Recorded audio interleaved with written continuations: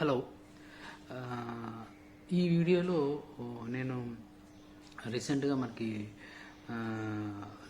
Gujarat business సమిట్లో మన honourable prime minister Narendra Modi గారు మనకి స్క్రేపింగ్ పాలసీ కోసం తను మాట్లాడడం జరిగింది. సో ఈ స్క్రేపింగ్ పాలసీ అనేది మనకి ఫిబ్రవరి 2021లోనే ఒక డ్రాఫ్ట్ నోటీస్ వచ్చిన తర్వాత, సో ఇన్ని మంత్స్ తర్వాత మళ్ళీ మనకి నరేంద్ర మోడీ గారు ఈ సమిట్లో దీనికోసం డిస్కస్ చేశారనమాట. సో ఈ స్క్రేపింగ్ పాలసీలో కీ పాయింట్స్ ఏంటి అంటే, సో బేసిక్గా ఏదైనా ఒక వెహికల్ నుంచి మనకి పొల్యూషన్ వచ్చి మన ఎన్విరాన్మెంట్ డిజాస్టర్ చేసే ఛాన్సెస్ ఎక్కువ ఉన్నాయి కాబట్టి మేజర్గా పొల్యూషన్ కన్సర్న్. అట్లాగే ఏంటంటే ఈ పర్టికులర్ ఓల్డ్ వెహికల్స్ వల్ల ఏమవుతుందంటే యాక్సిడెంట్స్ ఎక్కువగా జరగడం. సో దాంట్లో ఎక్కువ మంది చనిపోవడం, ఎందుకంటే దాని సస్పెన్షన్ కానీ దాని తాలూకా ట్రాన్స్మిషన్ కానీ సో ఇట్లాంటివన్నీ పాడయ్యి యాక్సిడెంట్స్ జరిగే ఛాన్సెస్ ఎక్కువ ఉంటాయి కాబట్టి మనకి ఈ పాలసీ ఎక్కువగా యూజ్ అవుతుందని చెప్పారు. అట్లాగే మనకి సర్క్యులర్ ఎకానమీ, ఏదైతే మనకు ఏదైతే వస్తుందో మనకి స్క్రాప్ వస్తుందో ఆ స్క్రాప్ని మనం ఏంటంటే వాటితోనే మనం పార్ట్స్ని లైక్ ఆటోమొబైల్ పార్ట్స్ని యూజ్ చేయడం, సో అట్లాంటివి చేస్తుంటాం అనమాట. సో ఈ స్క్రాప్ స్కేర్సిటీ వల్ల మనం ఏంటంటే డిఫరెంట్ కంట్రీస్ మనం ఇంపోర్ట్ చేసుకొని ఆ ఎక్విప్మెంట్ మనం తయారు చేయడం, ఎక్విప్మెంట్ ఇండియాలో తయారు చేస్తూ ఉంటారు అనమాట. సో ఇది ఇన్పుట్ కాస్ట్ మీద బర్డెన్ పడుతుంది కాబట్టి అల్టిమేట్గా మనకి ఫైనల్ ప్రొడక్ట్ వచ్చేటప్పుడు దాని మీద కాస్ట్ ఎక్కువగా మనకి పడే ఛాన్స్ ఉంటుంది. కాబట్టి ఒకవేళ కనుక మన దగ్గర స్క్రేపింగ్ పాలసీ ఉంటే ఏవైతే cars, heavy vehicles, different vehicles, automobiles మన దగ్గర వచ్చి ఆ స్క్రేపింగ్ చేసిన ఆ మెటీరియల్తో మనమే కనుక ఓన్గా మనం ఇంపోర్ట్ చేసుకోకుండా చేస్తే కనుక, స్టీల్ రీసైకిల్ చేస్తే కనుక మనకి ఇన్పుట్ కాస్ట్ తగ్గి వెహికల్స్ మీద కాస్ట్ కూడా తగ్గుతుంది అనేది తన ఇంటెన్షన్ అనమాట. సో సర్క్యులర్ ఎకానమీ, సో అట్లాగే మనకి ఏంటంటే పొల్యూషన్ కన్సర్న్, అట్లాగే మనకి ఏంటంటే యాక్సిడెంట్స్ ఎక్కువగా జరగకుండా చేసేలాగా మనం ఈ పాలసీని తీసుకొచ్చాం అని చెప్పారు.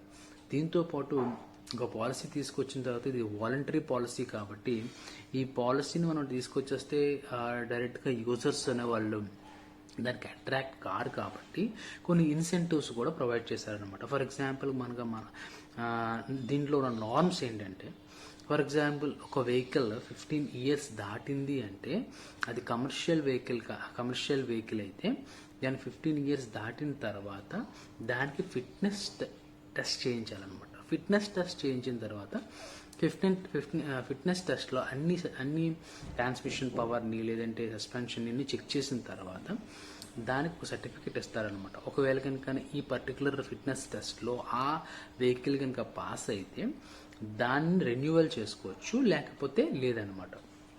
లేకపోతే లేదు అంటే అర్థం ఏంటంటే దాన్ని స్క్రేపింగ్ యార్డ్లో మనం ఏంటంటే దాన్ని స్క్రాప్కి వేసి దాని నుంచి మనం అమౌంట్ తీసుకోవడం అట్లాంటివి. దానికోసం కూడా మీకు మాట్లాడతాను ఎట్లా ఆ అమౌంట్ జనరేట్ అవుతాయి అనేది. అదే మన ప్రైవేట్ వెహికల్స్ వస్తే కనుక, ప్రైవేట్ వెహికల్స్ 20 years దాటితే కనుక దాన్ని మనం ఫిట్నెస్ సెంటర్స్ తీసుకెళ్ళి ఫిట్నెస్ సెంటర్లో దానికి మనం ఏం చేయాలి అంటే ఈ ఫిట్నెస్ సర్టిఫికేట్ని తీసుకోవాలి. సో ఇక్కడ కూడా ఏంటంటే ఒకవేళ కనుక అది ఫిట్నెస్ సెంటర్లో టెస్ట్ పాస్ అయితే రెన్యువల్ చేసుకోవచ్చు, లేకపోతే స్క్రేపింగ్ యార్డ్లో దాన్ని మనం డంప్ చేయాల్సి ఉంటుంది అనమాట. సో ఎప్పుడైతే మనం రెన్యువల్ చేసుకుంటే కనుక ఇప్పుడున్న రెన్యువల్ ఫీజెస్ కన్నా ఎక్కువ ఫీజు ఉండొచ్చు. అట్లాగే ఏంటంటే గ్రీన్ ట్యాక్స్ అనేది కూడా దాని మీద వేస్తారనమాట. సో ఇది బేసిక్గా మనకి ఇచ్చారనమాట. సో దీంట్లో ఇన్సెంటివ్ వైజ్ అంటే ఫర్ ఎగ్జాంపుల్ ఒక వెహికల్ ఓనర్ తను వాలంటరీగా ఆ స్క్రేపింగ్ యార్డ్కి వెళ్ళి తన కార్ని కనుక ఇవ్వాలి అనుకున్నప్పుడు తనకు కొన్ని ఇన్సెంటివ్స్ ఉంటే కానీ తను వెళ్ళి ఇవ్వడు. కాబట్టి వాళ్ళు ఏం చేశారంటే ఏదైనా ఒక వెహికల్ని స్క్రేపింగ్ యార్డ్కి ఇచ్చిన తర్వాత ఒక సర్టిఫికేట్ ఇస్తారు కదా, ఆ సర్టిఫికేట్ని ప్రొడ్యూస్ చేసుకొని మనం నెక్స్ట్ వెహికల్ ఏదైతే కొంటామో దాని తాలూకా రిజిస్ట్రేషన్ మనం పే చేయవసరం లేదు. అట్లాగే రోడ్ ట్యాక్స్, కొత్త ట్యాక్స్ ఏదైతే కొంటున్నామో ఆ రోడ్ ట్యాక్స్ మీద 25% మనకి కన్సెషన్ వస్తుంది. అట్లాగే ఏంటంటే జిఎస్టీ మీద కొంత కన్సెషన్ వస్తుంది. సో ఇట్లా కొన్ని ఇన్సెంటివ్స్ మనకి ఏంటంటే ప్రొవైడ్ చేశారనమాట. సో ఇందులో మేజర్గా ఏంటంటే మనం ఏదైనా ఒక షోరూమ్కి వెళ్ళి కొత్త వెహికల్ కొన్నప్పుడు వాళ్ళు 4-5% కూడా మనకి డిస్కౌంట్ ఇచ్చే ఛాన్సెస్ ఈ సర్టిఫికెట్ ఏదైతే మనం స్క్రేపింగ్ సర్టిఫికేట్ ప్రొవైడ్ చేస్తామో దాన్ని బేస్ చేసుకొని ఉంటాయన్నమాట. ఇవన్నీ ఏంటంటే ఈ పాలసీని ముందుకు తీసుకెళ్ళడం కోసం కొన్ని ఇన్సెంటివ్స్ ప్రొవైడ్ చేశారనమాట. సో ఇది బేసిక్గా ఏంటంటే కీ పాయింట్స్ ఈ పర్టికులర్ స్క్రేపింగ్ పాలసీలో.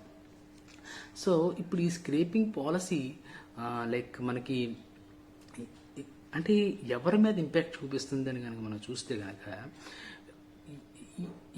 మనం కనుక ఈ ఎకానమీలో మనం మిడిల్ క్లాస్ పీపుల్, అట్లాగే అప్పర్ మిడిల్ క్లాస్ పీపుల్, అలాగే హయ్యర్ లెవెల్లో ఉన్న పీపుల్ కనుక మనం పూర్ పీపుల్, హయ్యర్ లెవెల్లో ఉన్న పీపుల్, హయ్యర్ టాప్ లెవెల్లో ఉన్న పీపుల్ కనుక మనం డివైడ్ చేసుకుంటే కనుక 20 years or 15 years ఆ వెహికల్ ఉంచేది ఎవరంటే మిడిల్ క్లాస్ పీపులే ఉంచుతారు.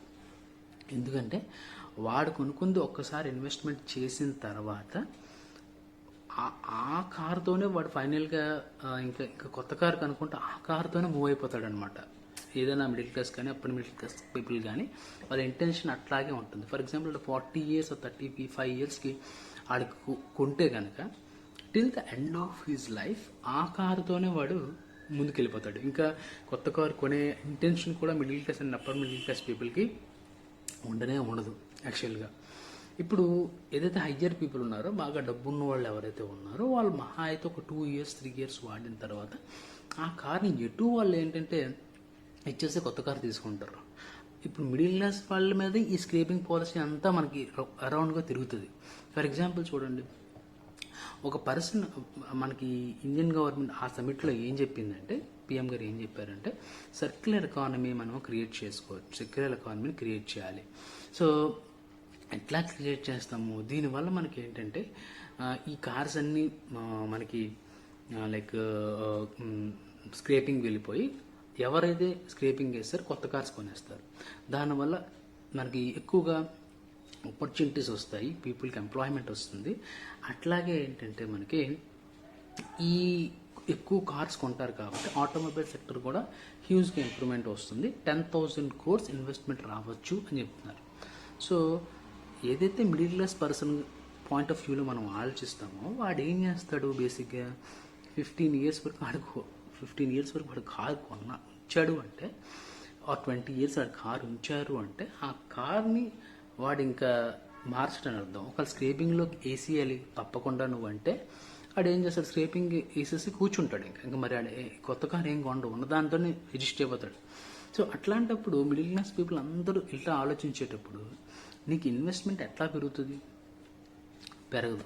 కాకపోతే స్క్రేపింగ్ ఎవరైతే ఈ స్క్రేపింగ్ పాలసీ గల ఎక్కువగా లాభపడే వాళ్ళు ఎవరంటే ఈ ఆటోమొబైల్ సెక్టర్ వాళ్ళే మనకి లాభపడతారు. ఎందుకంటే ఆ స్క్రేపింగ్ అమౌంట్, ఆ స్క్రేపింగ్ నుంచి వచ్చిన ఆ స్క్రేప్ని వాళ్ళు నెక్స్ట్ ప్రొడక్ట్స్ ఏవైతే యూజ్ చేసుకోవాలో కార్లో కానీ లేకపోతే వెహికల్స్లో 90% ఆఫ్ ద మనకి స్టీల్ యూజ్ అవుతుంది అనమాట. పర్టికులర్గా ఎవ్రీ వెహికల్కి యూజ్ అవుతుంది. సో అట్లాగే ఏంటంటే ఆటోమొబైల్ సెక్టర్ ఇన్పుట్ కాస్ట్ తగ్గించుకోవడానికి ఇది యూజ్ అవుతుంది. కానీ ప్రజలకు ఎట్లా యూజ్ అవుతుంది, ఫర్ ఎగ్జాంపుల్ ఢిల్లీలో చూసుకుంటే వాళ్ళు పాలసీ ఇచ్చేసారు, 10 years దాటిన తర్వాత ఆ కార్ని కానీ లేదంటే ఆ వెహికల్ కానీ కంపల్సరీగా మనకి స్క్రేప్ చేయాలి అని, దానికి ఇంకా వేరే ఆప్షన్ లేదు. సో అట్లాగే ఏంటంటే ఇంకోటి ఏంటంటే ఏదైతే వీళ్ళు ఈ కాన్సెప్ట్ని తీసుకున్నారో ఇది కాంకరెంట్ లిస్ట్లో ఉందన్నమాట. అంటే స్టేట్ గవర్నమెంట్స్ కూడా దీన్ని కోఆపరేట్ చేయాలి. సో నా పాయింట్ ఆఫ్ వ్యూలో ఏంటంటే ఈ వెహికల్ స్క్రేపింగ్ పాలసీ ఏదైతే ఉందో ఇది మిడిల్ క్లాస్ పీపుల్ మీద ఎక్కువ ఇంపాక్ట్ చూపించి వాళ్ళ దగ్గర ఉన్న ఈ కార్స్ ఏవైతే ఉన్నాయో లేదంటే ఈ వెహికల్స్ లైక్ ఉన్నాయో వాళ్ళ దగ్గర నుంచి ఈ వెహికల్స్ అన్ని తీసుకుని స్క్రాప్ అని జనరేట్ చేయడానికి యూజ్ అవుతుంది తప్ప మనకి ఎక్కువగా ఇది హ్యూజ్గా ఈ ఆపర్చునిటీ జనరేట్ చేసడం, ఇన్వెస్ట్మెంట్ తీసుకొచ్చేయడం, సో ఇట్లాంటిది ఉండదని నా ఉద్దేశం. బట్ నాకు నచ్చిన ఫ్యాక్టర్ ఏంటంటే అందులో పొల్యూషన్ తగ్గుతుంది, యాక్సిడెంట్స్ జరగవు అనేది ఒకటైతే మాట కీ పాయింట్. సో ఇది నేను ఈ పర్టికులర్ వీడియోలో చెప్పాలనుకున్నది. So thank you very much and give me your likes and subscribe to my channel and support me. Thank you very much.